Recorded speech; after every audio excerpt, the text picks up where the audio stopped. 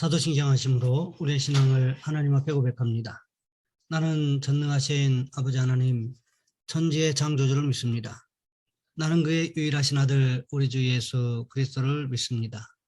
그는 성령으로 잉태되어 동정녀 마리아에게서 나시고 본디오 빌라도에게 고난을 받아 십자가에 못 박혀 죽으시고 장사된 지 사흘 만에 죽은 자 가운데서 다시 살아나셨으며 하늘에 오르시어 전능하신 아버지 하나님 우편에 앉아 계시다가 거기로부터 살아있는 자와 죽은 자를 심판하러 오십니다. 나는 성령을 믿으며 거룩한 공교회와 성도의 교제와 죄를 용서받는 것과 몸의 부활과 영생을 믿습니다. 아멘. 찬송가 386장입니다.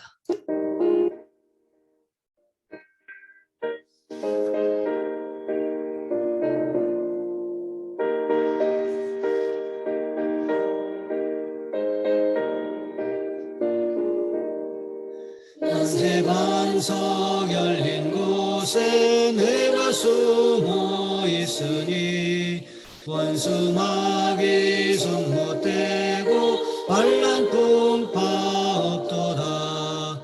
만세 반석 열린 곳에 내가 편히 쉬리니 나의 반석 구주 예수 나를 숨겨주소서.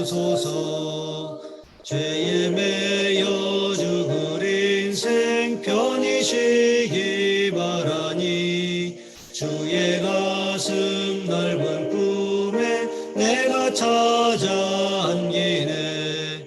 만세 반석 열린 곳에 내가 편히 쉬리니 나의 반석 구주 예수 나를 숨겨주소서.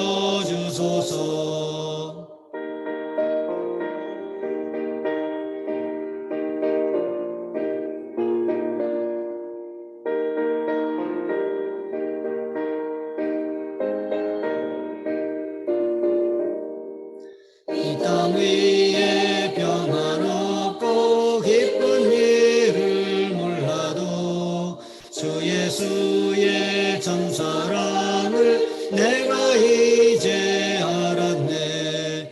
만세 반석 열린 곳에 내가 편히 쉬리니 나의 반석 구주 예수 나를 숨겨주소서.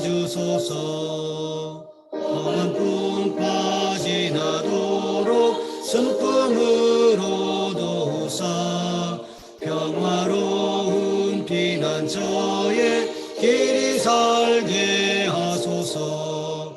만세 반석 열린 곳에 내가 편히 쉬리니 나의 반석 구주 예수 나를 숨겨주소서.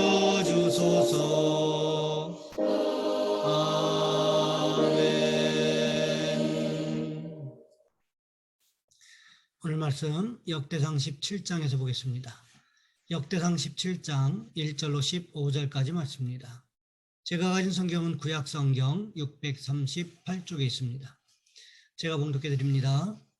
다윗이 그의 궁전에 거주할 때에 다윗이 선지자 나단에게 이르되 나는 백향목궁에 거주하거늘 여호와의 언약궤는 휘장 아래에 있도다.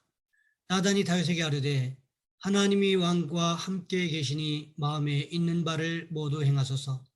그 밤에 하나님의 말씀이 나단에게 임하여 이르시되 가서 내 종 다윗에게 말하기를 여호와의 말씀이 너는 내가 거할 집을 건축하지 말라. 내가 이스라엘을 애굽에서 올라오게 한 날부터 오늘까지 집에 있지 아니하고 오직 이 장막과 저 장막에 있으며 이 성막과 저 성막에 있었나니 이스라엘 무리와 더불어 가는 모든 곳에서 내가 내 백성을 먹이라고 명령한 이스라엘 어느 사세에게 내가 말하기를 너희가 어찌하여 내 백향목집을 건축하지 아니하였느냐고 말하였느냐 하고 또한 내 종 다윗에게 이처럼 말하라. 만군의 여호와께서 이처럼 말씀하시기를 내가 너를 목장 곧 양떼를 따라다니던 데에서 데려다가 내 백성 이스라엘의 주권자로 삼고 내가 어디로 가든지 내가 너와 함께 있어 내 모든 대적을 내 앞에서 멸하였은즉 세상에서 존귀한 자들의 이름 같은 이름을 내게 만들어 주리라. 내가 또 내 백성 이스라엘을 위하여 한 곳을 정하여 그들을 심고 그들이 그곳에 거주하면서 다시는 옮겨가지 아니하게 하며 악한 사람들에게 전과 같이 그들을 해치지 못하게 하여 전에 내가 사사에게 명령하여 내 백성 이스라엘을 다스리던 때와 같이 아니하게 하고 또 내 모든 대적으로 내게 복종하게 하리라. 또 내게 이르노니 여호와가 너를 위하여 한 왕조를 세울지라. 내 생명의 연한이 차서 내가 조상에게로 돌아가면 내가 내 뒤에서 내 씨 곧 내 아들 중 하나를 세우고 그 나라를 견고하게 하리니 그는 나를 위하여 집을 건축할 것이요 나는 그의 왕위를 영원히 견고하게 하리라. 나는 그의 아버지가 되고 그는 나의 아들이 되리니 나의 인자를 그에게서 빼앗지 아니하기를 내가 내 전에 있던 자에게서 빼앗음과 같이 하지 아니할 것이며 내가 영원히 그를 내 집과 내 나라에 세우리니 그의 왕위가 영원히 견고하리라 하셨다 하라. 나단이 이 모든 말씀과 이 모든 계시대로 다윗에게 전하니라. 아멘. 오늘 본문의 말씀을 가지고 다윗의 순종이라는 제목으로 함께 말씀을 살펴보겠습니다. 어느 토기장의 집에 아주 못생기고 투박한 토기가 있었습니다. 그 옆으로는 잘생기고 반듯한 토기들이 많았습니다. 그런데 정작 주인은 물 기르러 갈 때면 못생긴 데다 금까지 간 항아리를 어깨에 메고 갔습니다. 잘난 토기들이 질투하고 불평을 했습니다. 정작 못생긴 토기도 이해할 수가 없었습니다. 왜 주인은 반듯하고 잘생긴 토기들을 두고 나를 매번 데리고 갈까? 어느 날 주인에게 물었습니다. 잘난 예쁜 토기들도 많은데 왜 물 기르러 가실 때는 저만 데려가세요? 주인이 방긋 웃으며 대답합니다. 너와 이 길을 오간 지 꽤 되었구나. 저 길가에 이름 없이 아름답게 핀 빨간 꽃, 노란 꽃을 보아라. 어떻게 저 꽃들이 피었는지 아니?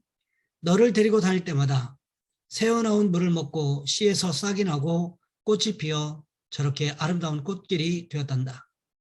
못난 토기는 그제서야 주인의 깊은 뜻을 알고 오래오래 잘 살았다고 합니다. 누가 토기장의 일을 함부로 경책할 수 있습니까? 아무도 없습니다. 우리 인생도 마찬가지입니다. 모든 일은 토기장이인 그분의 주권 속에 있습니다. 다만 우리는 그분이 내 아버지가 되시고 나를 가장 사랑하시는 분임을 믿고 가는 것입니다. 우리가 추구하는 재물, 자녀, 시간의 문제들이 모두 욕망으로 흐르는 것이 아니라 예수 그리스도를 향해야 합니다. 우리가 이해할 수 없는 상황에서도 받아들이기 힘든 어려움 중에서도 예수 그리스도를 향해야 합니다. 우리의 마음과 행위 속에서 순종이 나타나야 하기 때문이라는 거지요. 그렇습니다. 우리는 깨닫지 못하지만 우리가 하나님의 말씀에 순종하는 순간 하나님께서 우리를 사용하신다는 것을 우리는 기억해야 한다는 거지요. 오늘 본문의 다윗을 보시기 바랍니다. 다윗이 하나님의 축복으로 백향목으로 지은 궁전에 살고 있었습니다. 반면에 하나님의 법궤는 성막 안에 텐트 속에 여전히 있었다는 거지요. 다윗은 이것을 마음 아파했다는 것입니다. 그래서 어느 순간 하나님의 법궤를 모실 수 있는 아름다운 성전을 짓고 싶다는 소원을 가지게 되었던 것이지요. 그 마음을 나단 선지자에게 고백했을 때 나단 선지자가 무슨 말을 하고 있습니까? 나단 선지자도 다윗의 아름다운 마음에 감동하여 하나님의 성전을 지으면 되지 그게 무슨 문제가 되겠느냐고 다윗을 격려하지 않았습니까? 하지만 하나님의 생각은 다윗과 나단 선지자의 생각과는 달랐다는 것입니다. 오늘 본문 3절과 4절 말씀에 보시면 이렇게 기록하고 있습니다. 그 밤에 하나님의 말씀이 나단에게 임하여 이르시되 가서 내 종 다윗에게 말하기를 여호와의 말씀이 너는 내가 거할 집을 건축하지 말라. 나단 선지자가 다윗에게 하나님의 성전을 지으라고 격려했던 그 밤에 하나님께서 나단 선지자에게 나타나셨다는 거지요. 그러시면서 하시는 말씀이 다윗에게 가서 하나님의 성전을 건축하지 말라고 말씀하셨다는 것입니다. 그 이유가 무엇이었습니까? 하나님께서 이스라엘 백성들과 함께 출애굽하여 광야에서 성막을 만든 이후로 지금까지 성막 안에 거하고 계셨다는 거지요. 단 한 번도 하나님께서 아름다운 성전에 머물고 싶다고 이스라엘 백성들에게 아름다운 성전을 지어달라고 부탁한 적이 없었다는 것입니다. 사람이라면 이럴 수 있을까요? 그렇지 않습니다. 직장에 다니는 젊은 사람들의 로망이 무엇인지 아십니까? 하나같이 직장에서 은퇴하고 나면 번듯한 내 집을 가지고 싶다는 내 집 마련에 대한 로망이 있습니다. 이것이 아파트일 수도 있고 전원주택일 수도 있지만 대부분의 직장인들의 로망이 내 집을 가지고 내 집에서 편안하게 살고 싶다. 그래서 노년을 편안하게 보내고 싶다. 이런 생각을 가지고 산다는 거지요. 하지만 하나님께서는 이런 생각을 단 한 번도 해보신 적이 없었다고 말씀하고 계시다는 거지요. 그런데 하나님의 말씀이 여기에서 그치지 않습니다. 오늘 본문 7절과 8절 말씀해 보시면 이렇게 기록하고 있습니다. 또한 내 종 다윗에게 이처럼 말하라. 만군의 여호와께서 이처럼 말씀하시기를 내가 너를 목장 곧 양떼를 따라다니던 데에서 데려다가 내 백성 이스라엘의 주권자로 삼고 내가 어디로 가든지 내가 너와 함께 있어 내 모든 대적을 내 앞에서 멸하였은즉 세상에서 존귀한 자들의 이름 같은 이름을 내게 만들어주리라. 다윗을 이스라엘의 왕으로 삼으신 분이 하나님이심을 말씀하고 계십니다. 그뿐만이 아니지요. 다윗이 어디로 가든지 대적들을 멸하고 승리할 수 있도록 하신 분이 바로 하나님이셨다는 거지요. 역대상 14장에 기록된 블레셋과의 두 번의 전쟁을 생각해 보시기 바랍니다. 첫 번째 전쟁에서는 하나님께서 전면전을 명령하셨고 마치 물을 흩어버린 같이 블레셋을 흩어버리셨습니다. 두 번째 전쟁에서는 하나님께서 매복하여 있다가 기습하도록 하시는 작전을 사용하여 대승을 거두고 땅까지 차지하게 만드셨다는 거죠. 바로 이와 같은 일을 하신 분이 누구시라고 말씀하고 있습니까? 이런 일을 통하여 다윗을 존귀하게 하셨던 분이 바로 하나님이시라고 말씀하고 있다는 거지요. 역대상 14장 17절 말씀해 보시면 이렇게 기록하고 있습니다. 다윗의 명성이 온 세상에 퍼졌고 여호와께서 모든 이방 민족으로 그를 두려워하게 하셨더라. 이랬던 다윗이 사울 왕처럼 교만해지는 것이 아니라 하나님의 마음에 드는 소리만 하고 있으니 하나님께서 얼마나 기쁘셨겠냐는 거지요. 그리고 하나님께서 한 가지 더 말씀하십니다. 오늘 보면 11절부터 14절까지 말씀해 보시면 이렇게 기록하고 있습니다. 내 생명의 연한이 차서 내가 조상들에게로 돌아가면 내가 내 뒤에 내 씨 곧 내 아들 중 하나를 세우고 그 나라를 견고하게 하리니 그는 나를 위하여 집을 건축할 것이요 나는 그의 왕위를 영원히 견고하게 하리라. 나는 그의 아버지가 되고 그는 나의 아들이 되리니 나의 인자를 그에게서 빼앗지 아니하기를 내가 내 전에 있던 자에게서 빼앗음과 같이 하지 아니할 것이며 내가 영원히 그를 내 집과 내 나라에 세우리니 그의 왕위가 영원히 견고하리라 하셨다. 다윗이 하나님의 성전을 건축하도록 허락하시지는 않았지만 다윗의 아들이 하나님의 성전을 건축하도록 허락하시겠다고 말씀하고 있지요. 그런데 이것에 대해서 하나님께서 어떤 축복을 더하고 계십니까? 성전 건축이 이루어지면 다윗의 왕위가 영원히 견고하게 될 것이라고 말씀하고 계시다는 거지요. 그뿐만이 아닙니다. 하나님의 인자를 영원히 부어주시겠다고 말씀하고 계십니다. 거기에다가 다윗의 왕위가 영원히 견고하게 될 것이라고 말씀하셨다는 거지요. 다윗이 어떻게 했을 때 하나님께서 이런 축복을 약속하셨습니까? 다윗이 하나님의 말씀에 순종했을 때 이런 축복을 약속하셨다는 거지요. 이 약속이 어떻게 이루어졌습니까?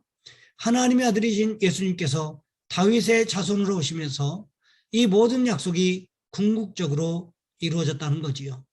이것이 얼마나 큰 축복이었습니까? 이 큰 축복이 바로 다윗이 하나님의 말씀에 순종할 때 이루어졌다는 거지요. 그렇다면 우리도 어떻게 할까요?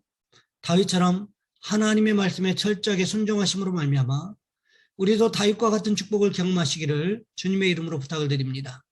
이 시간 우리 한 목소리 함께 기도하겠습니다. 하나님, 우리도 다윗처럼 하나님 말씀에 철저하게 순종하여 다윗과 같은 축복을 경험하게 도와주옵소서.